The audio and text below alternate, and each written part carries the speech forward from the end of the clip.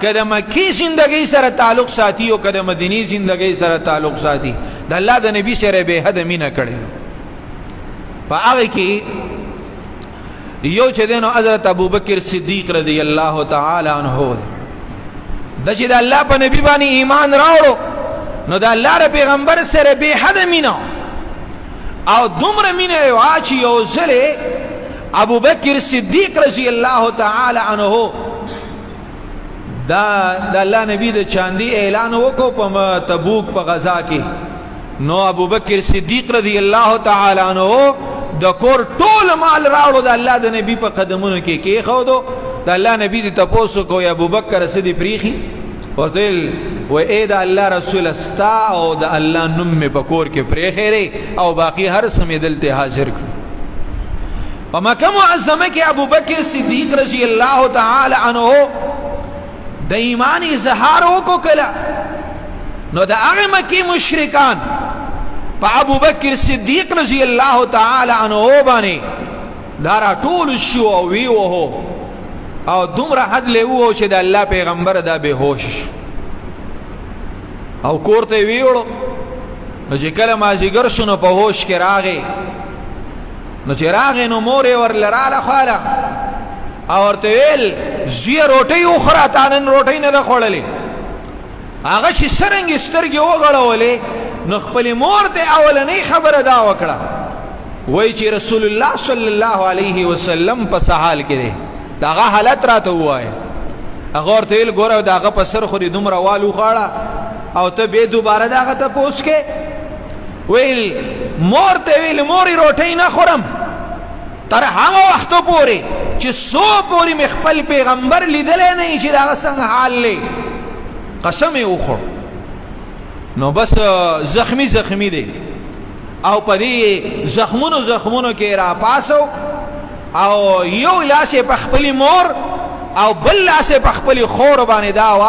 ورواچو بیا اغي په سحری سره لاړ د الله ر پیغمبر کور ته ورنوت چې د الله په پیغمبر باندې نظر ولګیدو نو ورغه او ابوبکر صدیق رضی الله تعالی عنہ دا الله پیغمبر لاس مبارک کول کړل نو دا الله پیغمبر چې ابوبکر صدیق رضی الله تعالی عنہ ولیدو نو په جړاش او دا غدا مینه ولیدله چې په دومره تکلیف په وخت کې بیا هم لازم اخوال راغلي دي او چې کلم ابوبکر صدیق رضی الله تعالی عنہ خپل پیغمبر ولیدو چې روغ دی نو بیا راغینه بعد چې کور ته لاړ نو روټي وخړله دا غمینه دا محبت او چا چې د الله پیغمبر لیدلې نو به ټولي مینه شاته ګرځولې کچاره پلار سره مینه وانه هغه کم کړه کله چاره مور سره مینه وانه هغه کم کړه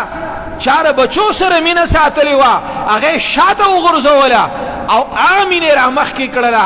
کوم مینه چې د پیغمبر صلی الله علیه وسلم سره هغه په ایمان راوړو او دا غسره کوم مینه شروع کړه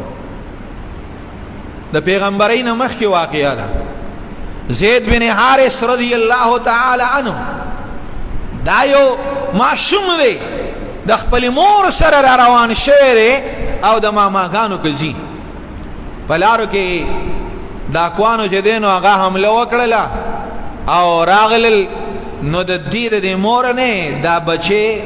زید بن حارث رضی الله تعالی عنہ د ایتی پټ وی شو کو ته دی ویو او په مختلفو بازارونو کې خرج شو او آخر کار بی بی خدیجه رضی الله تعالی عنها تر اورسه داغي خدمت وکاو کله چې د الله ر پیغمبر د بی بی خدیجه رضی الله تعالی عنها سره نکاح وشوله نو دا معصوم غلام زید بن حارث رضی الله تعالی عنہ دا هم ور سره راغی نو د الله پیغمبر ته ورکو بی بی خدیجه رضی الله تعالی عنها او ته ویل وې دا الله رسول ډیر وفادار او خیسته مؤدبه غلام دی معصوم دی دا ما تعالی د خدمت د پاره درکو بل طرف ته هغه پلار او تر ګرځي هر یو بازار وکړو چې زمونږ معصوم په کم ځای کې چا ورته اطلاع ورکړه چې هغه خو هغه کلی ته تللی شي کجوري پکې ولاړې دي او د مکی دا کلی ورته یاد کو چې دا د مکی په کلی کې لیدلی شوی. نو پلار او ترې راغلل او چا چې ورته هغه اطلاع ورکړې وه نو صحیح ځګي ته د الله د نبي کور ته راورسېد. د الله د نبي سره ملاقات وشو او ورته ویلي یو چې دی نو زه د زید پلار یم، یو ورته ویل زید تره یم، او موږ داسې خبر شوي یو چې زموږ ماشوم دلته ستا سره دی، نو چې ته څومره روپۍ غواړې موږ به روپۍ تاله درکو، خو موږ له دا ماشوم راکړه چې بوځو. نبي صلی الله علیه وسلم ورته وفرمایل چې نه زه داسې نه کوم، زه به زید را وغواړم او که زید رضی الله تعالی عنه ستاسو سره تلو زه به اجازت ورکم، که ستاسو سره تلو نو په خوشحالۍ به در سره زه رخصت کم او یو روپۍ زه ستاسو نه نالم. او که پرس کا زید رضی الله تعالی عنہ ویل چې زه نه ځم نو بیا زه مجبورولی نشم، تاسو به خفه کیږئ. پلار او ترته خو خپل مینه معلومه وه، نو هغې وی چې دا چېرته کیدی شي چې زید به موږ ویني او هغه به وایي چې زه نه ځم. ویل بالکل د الله رسول ښایسته خبره دې وکړه. زید رضی الله تعالی عنہ ته آواز وکړو راشه. راغې نو بس د الله پیغمبر ته تپوس وکړو، وای دا پیژنې؟ هغه ته ویل او دا مې پلار دی. وای دا پیژنې دا څوک دی؟ او دا مې تره دی، کعب دی. وای د الله پیغمبر ورته ویل زیده دا په تا پسې راغلی دي، ته ورسه ځې؟ هغه ورته ویل نه د الله رسوله زه نه ځم. پلار او تره ورته وایي ای زیده ته زمونږ سره نه ځې؟ زه دې پلار راغلی یم، دا دې تره راغلی دی او موږ په تا پسې دومره وګرځېدو، ته ماشوم یې، خدای خبرې په تا به څومره سختې تېرې شوي او موږ په تا پسې راغلي او ته اوس وایې زه نه ځم. ورته ویل پلاره او ای تره ما دا سړی چې بیا مونته دی دا داسې عظیم شخصیت دی چې دې ماله د خپل پلار نه مینه ډېره راکړې، د ده سره زما داسې ژوند تېرېږي چې دا په دې باندې زه خپل پلار او تره قرباني کوم، تاسو سره نه ځم او زه د دې پیغمبر سره پاتې کېږم. بس هغې ویله چې د معاهدې مطابق پلار او تره پاڅېدل، ورته ویل چې بس دی نه ځي او دی پاتې شو نو موږ هم درته پرېښې دی ولاړه. نبی صلی الله علیه وسلم بار ته راووتو او صحابو ته اعلان وکړ ای صحابو زید هغه هلک دی چې دی په خپل پلار او تره باندې ماله ترجیح راکړله او دی نه تلو د هغوی سره او زما سره دلته سخت دی او نه هرې برداشت کوي او دلته پاتې شو. نو تاسو اعلان واورئ چې د نن نه بعد به زید بن حارثه نه او زید بن محمد به تاسو دې ته وایي. اگر چې بیا وروسته دا قانون ختم شو، سورت احزاب کې آیت راولېږو الله وی فرمایل وما جعل ادعیاءکم ابناءکم، پردو بچو ته خپل بچي مو وایي دا ستاسو بچي نشي جوړېدی. نو بیا بیرته زید بن حارثه شو. دا ولې؟ دا د الله د پیغمبر سره د خلکو مینه وه، هغه محبت و چې چام د الله پیغمبر لیدلی به ورسره خپل پلار نه د خپل تره نه د خپل کور د افرادو نه مینه ډېره کړې ده او ترجیح د الله د پیغمبر له د هغې مجلس له او د هغې صحبت له ورکړې ده. ولې د الله د پیغمبر د هغې اخلاق هم مزیدار، د هغې کردار هم مزیدار او د هغه سره په ناسته کې د سړي ایمان مضبوطېږي او د سړي دنیا او آخرت مزیداره کېږي. دا د الله د پیغمبر سره صحابه کرامو دغه مینه لرلې ده، دا یې کړې ده ورسره. یو ځلې نبي صلی الله علیه وسلم دا رنگ مبارک داسې بالکل تک زیړ شوی دی.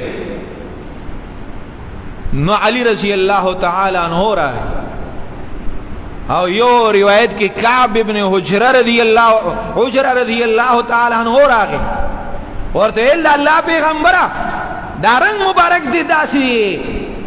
زیړ دی، تغیر پکې راغلی دی، څه وجه ده، څه پریشانی ده؟ د الله پیغمبر ورته وفرمایل وی علی او یا کعبه نن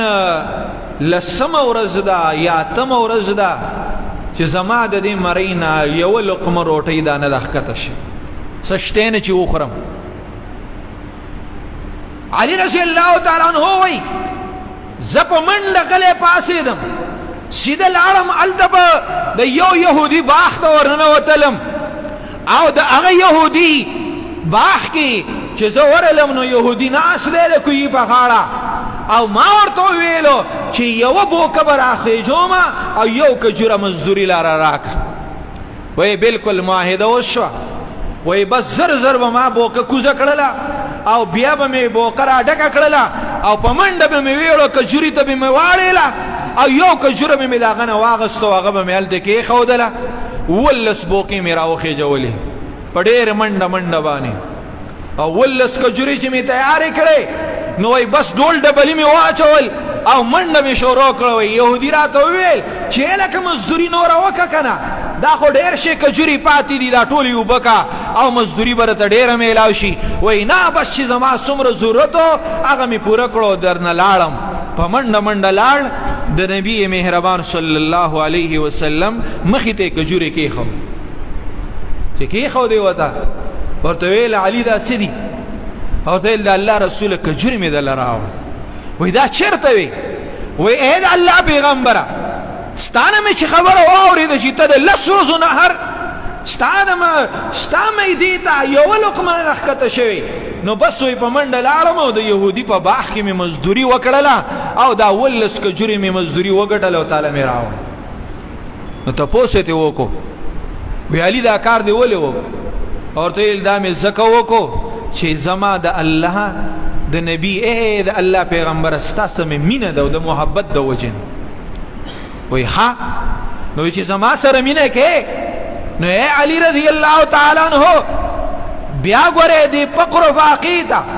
دې مصائبو ته داسې تیار شه چې څوک زما سره مینه لري نو ګوره په هغه باندې به مصائب او مشکلات داسې راځي لکه د بره لوړ طرف نه اوبو یو لوی ناو را رواني او دا کندې ته غورځېږي داسې په تیزۍ باندې راځي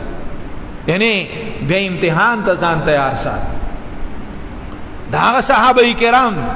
چې د الله پیغمبر دا هغه یو تکلیف نه برداشت کوي دا هغه لوږه نه برداشت کوي او مینه لري او ځان په سخته کې دا اچوي خو د الله د پیغمبر صلی الله علیه وسلم سره مینه لري محبت لري مدینه منورې ته رسول الله صلی الله علیه وسلم لاړ جهاد شروع شو قسمه قسم غزاګانې وشوې مهمات جنگي وشو او بعضې پکې سخت واقعات هم رالل په سن 4 هجري کې د رجی واقعه راغلی وه چې یو څو کافر یهود راغلی و کافر او د نبی صلی الله د عزل او د قاری قبیلې یو څو کسان رالل او د الله پیغمبر ته ویلو چې مونږ ایمان راوړی دی و مونږ ته قرآن ویل پکار دی نو تراسه یو څو عالمان او قاریان روان که نو د یو حدیث مطابق د بخاری شریف چې کوم حدیث دی نو 10 کسان ورسره رسول الله صلی الله علیه وسلم حافظان دا بوتل په دې کې ورسره هغوی دوکه وکړله او د رجی په مقام باندې هغوی چې دی نو دا 100 کسان د حذیل قبیلې دا راواچول او هغوی ته وتښتېدل بیا یو ډیرکۍ ته وختل نو دغه 100 کسان دا د هغوی نه غیر چاپېره دا راتاو شو او په هغې باندې ګزارې شروع کړې دوی سره تیرونه و په هغې ګزارې شروع کړې 7 کسان شهیدان شو 3 کسان په هغې کې بچ پاتې شو یو په هغې کې عاصم بن یو په هغې کې عبدالله بن طارق رضی الله تعالی عنہ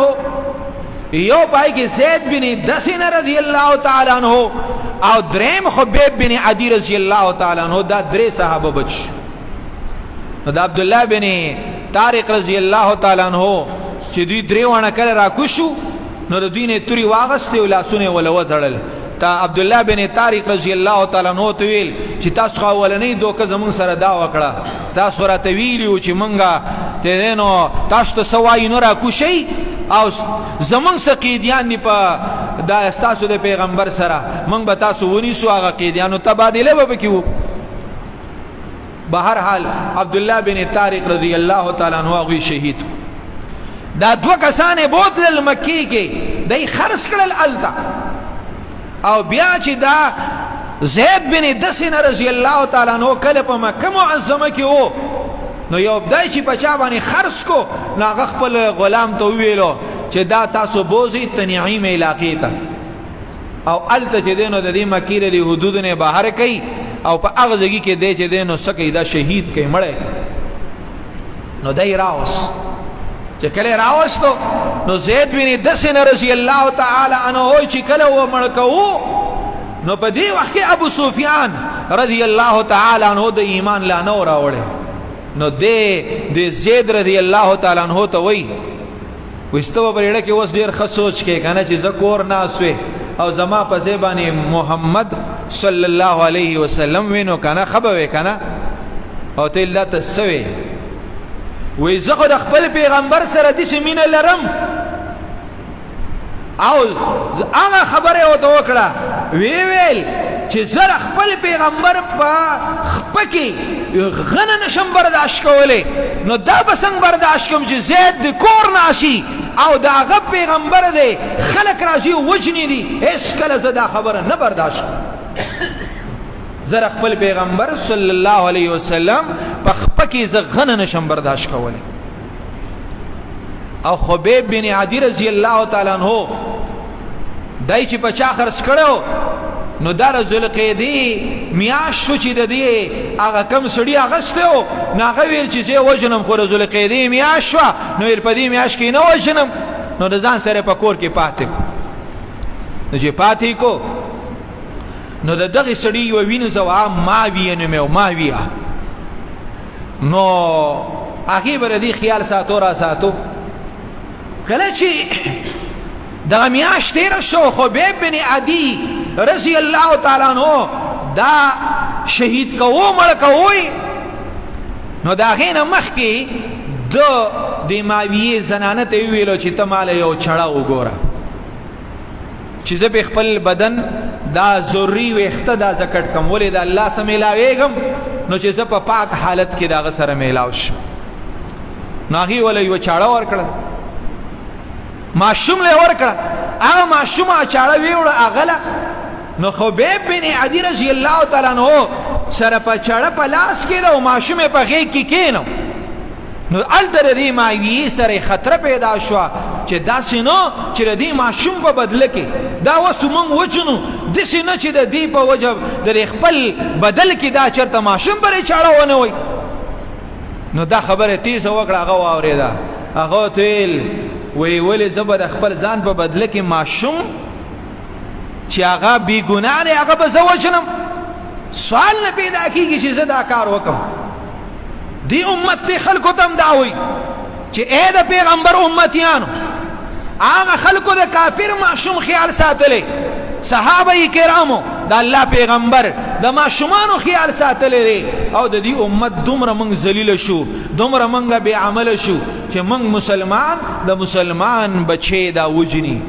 دا غي بچي وجني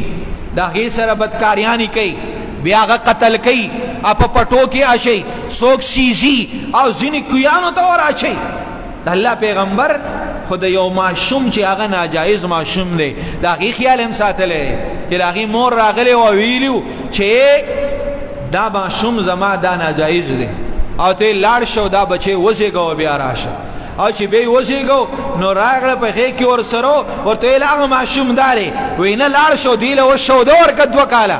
چې شو دی ولا ورکل په دریم پیر رااله په لاس کې ورلو روټي ورکړی را او ته الله رسول ما پاکه کا هغه ماشوم داري وس روټي خوړې شي داغه خیال هم ساتل نو دومره علی اخلاق ولو خبیب رضی الله تعالی عنہ نسکه داغي دغه ماویه د وینځوي چې یو ځل زور ښکارا شوم نو خبیب بن عدی رضی الله تعالی عنہ ناس دی په لاس کې ور سره یو خیستا د کور د انګور یو غونچک ور سره او دا غینه کور خوريو ناس دی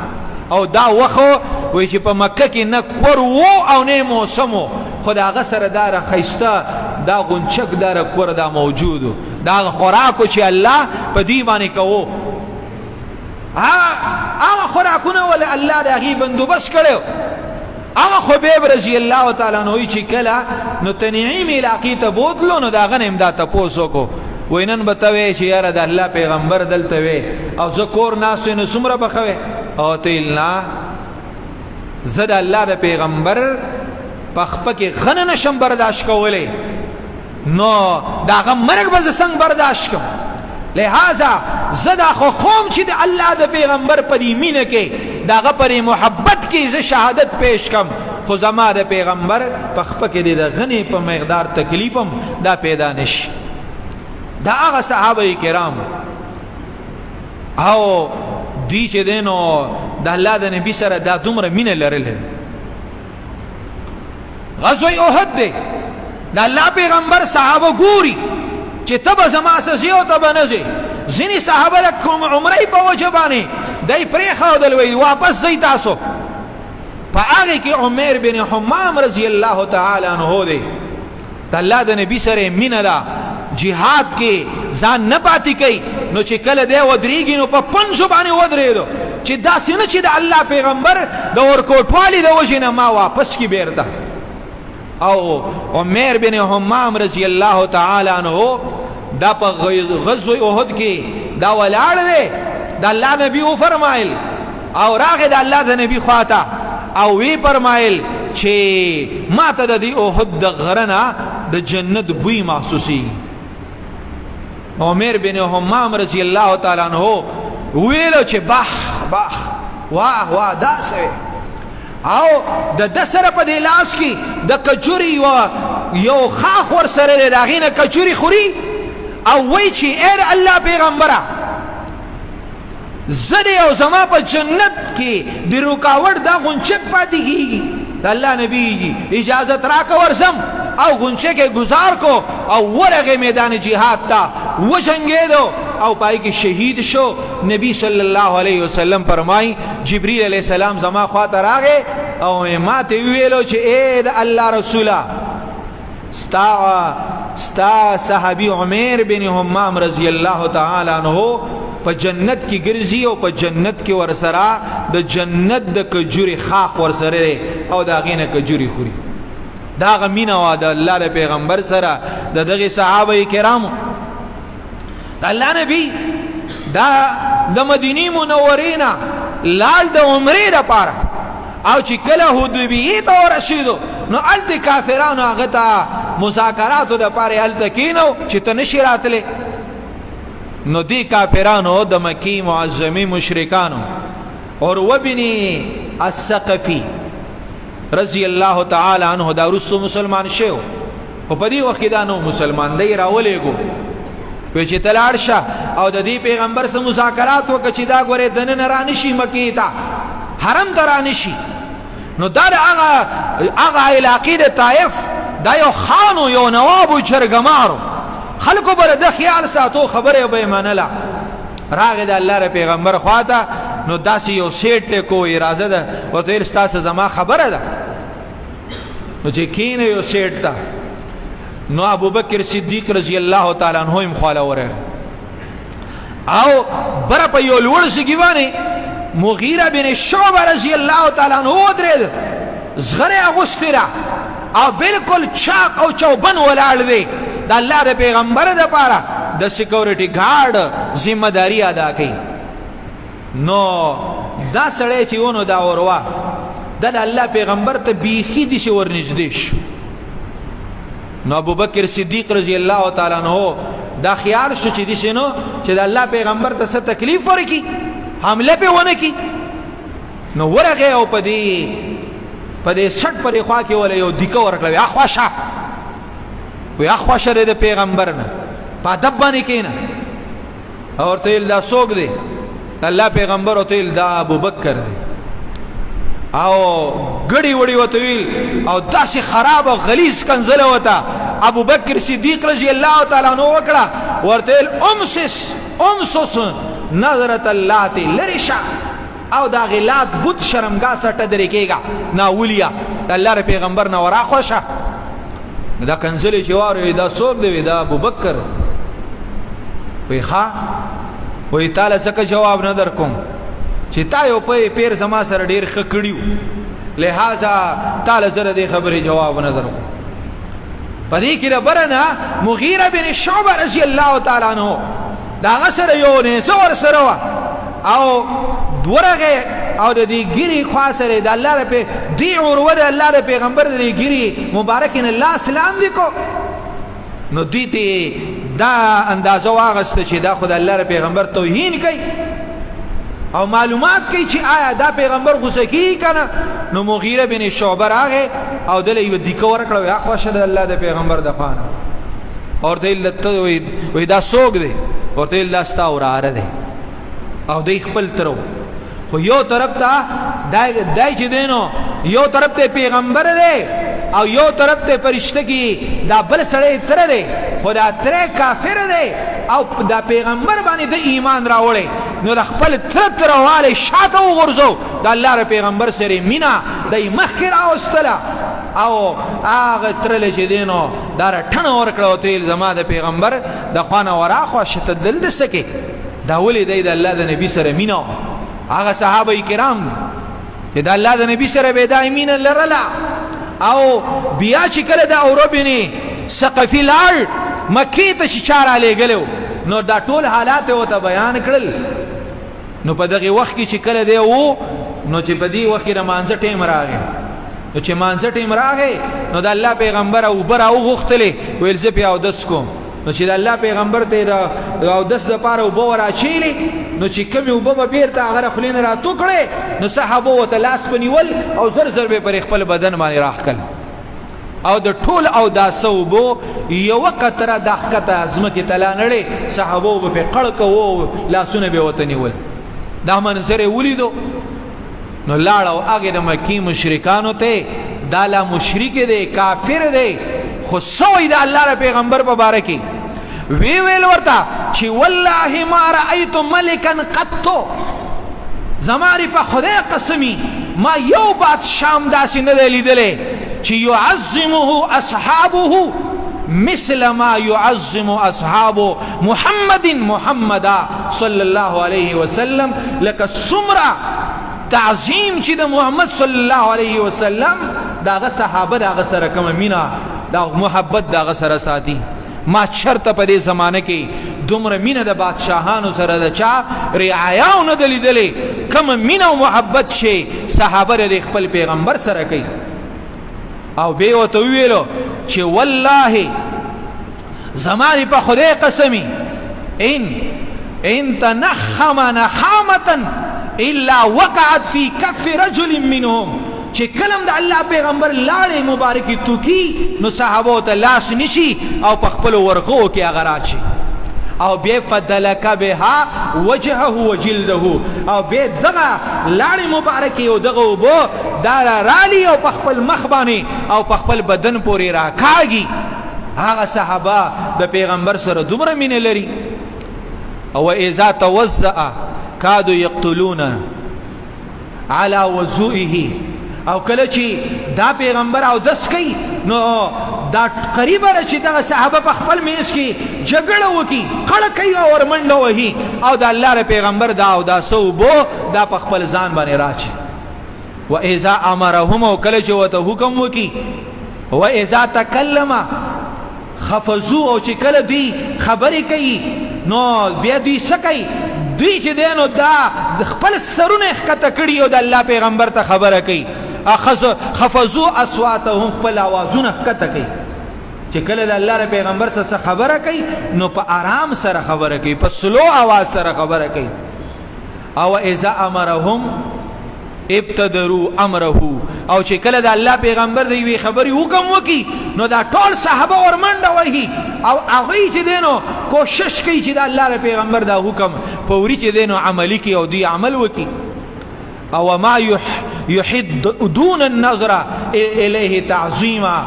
او د تعظیم له وجنه دا صحابه پیغمبر صلی الله علیه وسلم ته نیغ نیغ نه ګوري، داسې په ښکته نظر ورته ګوري. دا د هغوی هغه مینه وه،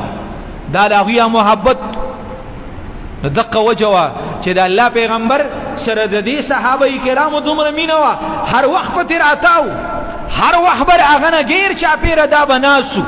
او چې کله به په مدینه منوره کې صحابه کرامو یو مهم به د الله پیغمبر لیږو، یو پیر یې ولیږو عبدالله بن زید رضی الله تعالی عنه، عبیده بن حارث رضی الله تعالی عنہ یو ځلې په یو جنگي مهم ولیږو. نو چې کله د الله پیغمبر نه جدا کېدو نو په جړا شو، سخت وجړل او به ویلو چې اے د الله پیغمبر دا خو زستانه یو څو ورځې جدا کېږم خو هغه ورځ به څنګه ورځي چې تر دې دنیا نه لاړ شي او په دې دنیا کې موږ پرې ځمکه باندې ګورو زموږ په مجلسونو کې به بیا ته نه دا به زموږ څه حالاتي او بیا هغه ورځ راله چې کله نبی صلی الله علیه وسلم وفات شي په مدینه منوره کې په ټولو کوڅو کې صحابه کرام دا بالکل سنسان او خاموش دا به چې دی نو په هغه ګلو کې ګرځېدل پریشان و چې د الله پیغمبر وفات شو ځینې چې دی نو بالکل ساکت شو په چا باندې بیهوشي راله چا چې دی نو څوک ګم سم شو څوک په غصه کې راله عمر رضی الله تعالی عنہ توره راغستې را په مسجد نبوي کې ګرځي صحابو ته اعلان وکړو که ما د چا نه واورېدل او ویلو چې پیغمبر وفات دی نو زه به دې په دې توره باندې سر ووهم او هغه صحابه کرام د الله د پیغمبر په دې وفات باندې دومره غمجن شو چې عبد الله بن زید رضی الله تعالی عنہ ته اطلاع وشوه چې د الله پیغمبر د دنیا نه پرده وکړو تللی دی نو پاسېدو دعا یې وکړه چې اے الله زما د دې سترګو نظر واخلې ځکه چې د دې پیغمبر نه بعد چې زه څوک بیا په نظر زما را نشي او څوک ونه وینم او د هغه دا دعا قبوله شوله او آخري دیدار د الله د پیغمبر سره شوی دی د هغې نه بعد بیا نظر دی کار پرېښودی او چې کله دویمه ورځ شوه سحر او بلال رضی الله تعالی عنہ مسجد نبوي ته راغی دا مؤذن رسول او چې کله اذان وکړو او کله چې اشهد ان محمد رسول الله ته ورسید نو بس په جړا شو او داسې وجړل چې هغه اذان منقطع شو ویل سوچ یې دا راغی چې د کم پیغمبر گواهی زه ورکوم هغه خو زموږ نه تللی د هغه صحابه کرام چې د الله د پیغمبر سره دای چې دینه مینه وا عتاب بن اسید رضی الله تعالی عنہ یو صحابي و چې هغه د الله د پیغمبر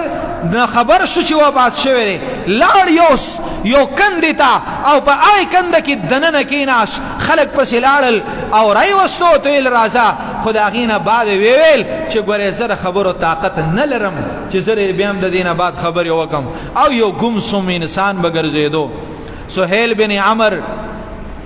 دا چې دی نو خوالی راغې ورته ویل او هغې راوستو خو ده ورته چې راځم بېرته راغې خو بیا یې د هغې نه بعد خبرې دا نه کولې ویل زما طاقت نه کېږي چې د الله پیغمبر دې په دې دنیا کې نه یو ځلې خبرې وکړم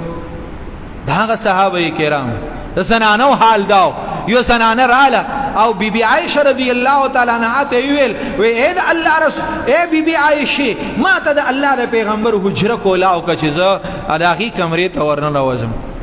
چې ورننوته ویې کتل د الله د نبي هغه روضه مبارکه ولیدله نو په جړا شو دومره یې وژړل چې راوغورځېدو بېهوشه شوه او چې بیا یې راوچته کړ نو ویې کتل نو هغه شهیده شوې وه وفات شوې وه دا ولې د الله د نبي هغه غم یې برداشت نه کړو ما او تا ته هم دا وایي او ماه ربیع الاول چې راشي نو ما او تا ته دا پیغام راکوي چې د هغې الله د پیغمبر عظیم هستۍ تاسو موږ امتیان یو او مونږ ځان ته په دیوالونو او دا چې دی نو دا په کتبو لیکو چې غلامی رسول میں موت بھی قبول ہے او جو ہو نے عشق مصطفیٰ او زندگی فضول ہے خو بل طرف ته مونږ او تاسو د الله د پیغمبر د سیرت نه بالکل ځان نه خبرو ولې وجه داره چې نه د هغې د سیرت د هغې د جذبې نه لرو نه د هغه سیرت تقاضاګانې لرو چې د هغې سیرت تقاضا څه ده دا اغی سیرت تقاضا دارا چې الله مونږ ته دا ویلي دی چې یا ایها الذین آمنوا اطیعوا الله واطیعوا الرسول واولی الامر منکم فان تنازعتم فی شیء فردوه الی الله والرسول اے ایمان والو دا الله او دا هغه د رسول اطاعت وکئ نو دا الله اطاعت وکئ د رسول اطاعت وکئ او د حکمرانانو او د علماو هم اطاعت وکړي خو دغلته اطاعت ځان له الله نه ذکر کړی ولې چې هر خبره به نه مني کله کله حکمران د الله او د رسول په اطاعت په مقابله کې بغاوت کوي نو مسلمان د پاره دا جایز نه دي چې ډېرې د وخت د حکمران هغه خبره مو مني چې هغه د الله او د رسول معصیت او ګناه نو ګوره په دې دنیا کې د سیرت تقاضا داره چې زما استاد ژوند مقصد دا به دا لا اله الا الله او مقصد او طرز بسی محمد رسول الله بی زما استاد د ژوند ټول قوانین او طرز عمل دا به د الله او د رسول د تعلیماتو مطابقي چې کوم د قران او د حدیث په شکل کې لري په دغه وجه باندې زما استاد زندگی با د دغه قوانینو مطابقي که څوک دسی قانون جوړي نو د دې قانون منل دا په عوامو باندې د دغه حکمرانانو دغه ناجایز قانون منل دا ګوره بالکل جایز نه دي نه بر دې لپاره پشتیبان جوړيږي نه بر دې لپاره دلایل بیانې بلکې دغه قانون د خلاف مخالفت وکي دا د ایمان تقاضا ده دا د سیرت تقاضا ده چې شام د الله او د رسول د قانون په متصادم یو قانون جوړ کو نو د غیر لپاره خپل صلاحیتونه استعماله د ماه ربیع الاول دا تقاضا ده د پاکستانیانو نه د جوانانو نه د مشرانو نه د نارینه او د زنانو نه چې زما استاد دی حکمرانانو په تیر دریو سلور کالو کې ډېر غیر شرعي قوانین پاس کړي او وجه سره وجه دارا چې الته کم خلق تلری نو هغه د اسلام د شود بود نه لري خبر نو په 2018 کې په اسمبلی کې داغي په اسمبلی کې یو قانون پاش او ترانسجنډر 2018 ایکټ داغي له نوم کې خو پاشو 51 کتو ځکه چې د حکومت چې کوم وزیرانی کومې منېګانی هغه دې ته نو ګوري چې دا څنګه قانون دی خو یار زمونږ حکومت ته زمونږ سړي پیش کو دا بیل نو د دې پاس کول زماره لپاره لازم نو څوک په دغه او چې کوم هغه اپوزیشنی نو هغه بیا په دې وخت کې چې کله د اغیارو د طرف نه د اسلام متصادم او هغه د بیرونی ایجنټانو د طرف نه بیلونه پیشي نو بیا دا ټول اپوزیشن او حکومتي عہدیدار دا به ټول یوي فرندلی اپوزیشنی نو بیا هغه په دغه بیلونو پاس کولو کې صحیح دا یو شانی نو چې هغه کم ترانسجنډر بیل پاس کو نو پاهي کې یو سو د پی د اسلام متصادم یو د په کې صرف تاسو ته ما د دې لپاره چې موږ ځان خبرو هغه دار چې دا قانون پاس چې یو سړی او دی وای چې یاره په ما کې دننه صفاتونه د خزي دي زه غواړم چې ځان خزه جوړ کم نو دی به نادر اپس ته درخواست وکي او وبو یاغه ته چې زه چونګې د اوسه پورې سړی ومه لہذا ته به اوس زره ځان لره خزي نوم دمه او ما نه سړي نوم کټ کا او زه جینۍ شومه نو اوسه پورې ته زوی وې نه دینه بعد به هغه پلار سي لور به حسابېږي نو دا ښه کار دی نو که په دنیا کې دی او کنه دی خو شریعت سره متصادم دی ولې مخکې د سړي په میراث کې وایي سوا اوس جینۍ شو نو یې بدل شو مخکې د چې نکاح کوو نو دی سړی و نو ده به د ښځې سره نکاح کوله اوس دی په شناختي کارډ کې ښځه ده دا د سړي سره نکاح کولی شي نو یو سړی چې د بل سړي سره نکاح وکړي یوه ښځه چې د ځان نه سړی جوړ کړي هغه د بلې ښځې سره نکاح وکړي نو آیا د سړي سره نکاح کول جایز دي خزي د خزي سره نکاح کول جایز دي دې ته خو ام جنس پرستی وای دا خو په انګريزانو کې دا کار کیږي زما استا په دې وطن کې دا انګريزانو نظام راولي او ما ته به خبري نو ګوره زما ستاره پر شریعت دا کامل او اکمل دی او پوره دی او د الله پیغمبر چې اخري وحي په کوم آیت نازل شوی نو دا چې اليوم اکملت لكم دینکم واتممت علیکم نعمتي ورضیت لكم الاسلام دینا زګوره نن ورځ ما ستاسو لپاره دین مکمل کړی تر قیامت پورې چې ستاسو څومره ضرورت راځي دا ټول ما پوره کړل زما ستاسو لپاره اسلام خوښ دی د انګريزانو نظام مې نه خوښ د يهوديانو نظام مې نه خوښ د عیسایانو نظام مې نه خوښ د هندوانو نظام مې نه خوښ د مجوسیانو نظام مې نه خوښ رضیت لكم الاسلام دینا ستاسو لپاره مې د ژوند نظام اسلام خوښ دی او اسلام زمونږ سره شته کوم وطن الله موږ لرا کړی د لا اله الا الله په نوم باندې جوړلې او د هغې په 1973 په عین کې دا اولنۍ دپاره چې سورنټي افلا دا به صرف او صرف حاکمیت اعلی اقتدار اعلی به الله ته حاصلي او د شریعت د قرآن او د حدیث متصادم قانون دا به په دې وطن کې نه پاس کیږي لہذا دا اسمبلی په کې لاسي شعرې چې دی راځي او دی د قرآن او د سنت خلاف دا چې دی نو څه وکړي دا قانون پاس کړي پای کې چې دینو کله قانون پاس شو لکه ورځې بعد د پاکستان یو سېنیټر د مذهبي خلکو دا چې دینو لاړ هغه چې دینو تاسو پیژنې مشتاق احمد خان چې د ثوابي اوسیدونکو جوان دی چې هغه د دنیا پرې علوم باندې مالا مال او هغه چې دینو د دینی علومو نه به ابا خبر دی نو چې کله هغه دغه ترانسجنډر بل سټډي کو نو پای کې ډیر شه د پی دي سی راويسته چې اگر اسلام متصادم وي نو پاسې دو په سینټ کې پکار کر او د هغه انجمن غلامان امریکای کې د ظلم من کردار ادا کو او هغه ته په ګوت کړه خبره او امندمنت ترامیم راول او ویل چې دا قوانین د اسلام متصادم دي دا دي ختم کړي شي او دا دي داسې جوړ کړي شي دا غیره پار هغه आवाज بولن کو او الحمدلله تقریبا 70% دا کار شوی ری خو د پیر په ورځ باندې با یو کمیټي کینی منګ چې دینو د دې میډیا په ذریعہ ستاسو د مشرانو په وساتت سره منګه د دې خبره دا چې دینو قرارداد وړاندې کو چې ګوره دا قانون واپس والی د شریعت متصادم دا کم قانون سازیم کړي را دا د عین پاکستان نم بغاوت دی دا د قران نم بغاوت دی د سیرت رسول نم بغاوت دی او دا الله عذاب ته دعوت ورکول دي د دې وجنه دا ومنګه دا پروټیسټ وکاو منګ بچ دینو دا دغه وکاو دا احتجاج وکاو تر هغه وخت پورې چې سو پورې دا قانون هغه واپس اغسته نه او دا به کلمه او تا خبرېګو چې کلمه او تر قران نه خبر شو قران نه به موږ څنګه خبرېګو دا بعضی جماعتونو کې درس قران کیږي قاری صاحب تاسو ته مسلسل دا مجلسونه قائمای دغه شانته مجلسونه بهر په هر زګونو کې دا منعقد کیږي تاسو ته پته چې هر کال د دې ضلع په سطح باندې پته مرګره کې هم د فهم قران او حدیث خالص د دین او د قران کلاسي انقلابی کلاس مؤثره کلاس او ډیر بهترین کلاس دا منعقد کیږي د پیر د ورځې نه تر جمعرات پورې به ان شاء الله دغه درسي زما تاسو مسلمانانو ته درخواست ده چې تاسو ټول مسلمانان په دغه ورځې درس قران کې شرکت وکړي او د ځان د پاره په خپل اعمال نامو کې صدقه جاریه وګرځوي الله فرمایلی دی چې ورته وایي پیغمبره کچر تاسو پلاران تاسو بچی تاسو ورونه تاسو بیبیانې تاسو قام قبیله هغه مالونه چې ګټي هغه تجارت چې تاسو داغي د کموالی نه یریږي هغه کورونه چې تاسو خوخوي کدا تاسو ته ډیر زیات محبوب شي د الله او د رسولنا او د جهاد نه دغه پلار کې نو به انتظار کوي تر دې پوري چې الله حکم راولي خپل الله پاک هدایت نه کوي